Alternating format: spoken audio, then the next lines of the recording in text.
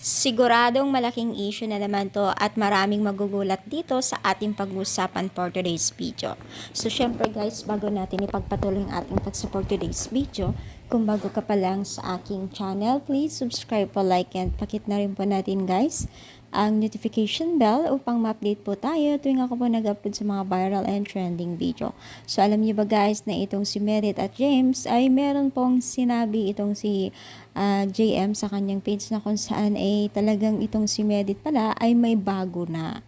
Yes, may bago na itong si Merit na bago pasukan ay meron daw siyang ipopromote.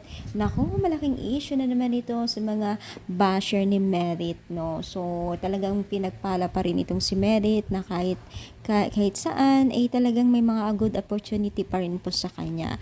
At syempre, kinatuwa naman ang kanyang partner na itong si James ang kanyang mga achievement.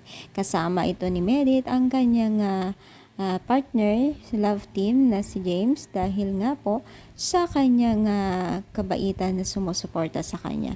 Sana tuloy-tuloy pa ang blessing ni Merit sa kanyang mga career o opportunity para kumita ng pera. At syempre, kasama na dyan ng mga sponsor, mga manonood sa kanya at patuloy na sumusuporta sa kanya. Alam niyo ba guys na itong si Merit ay isa rin pong nagtataguyod sa kanyang pamilya at napakabait at sobrang napagmahal na anak.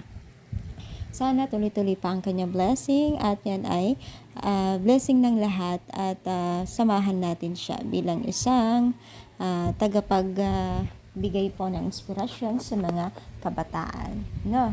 So tuloy-tuloy ang ating support sa kanya. So, ano ang masasabi ninyo? I-comment down, palike po ang ating video. Thank you so much. More power and God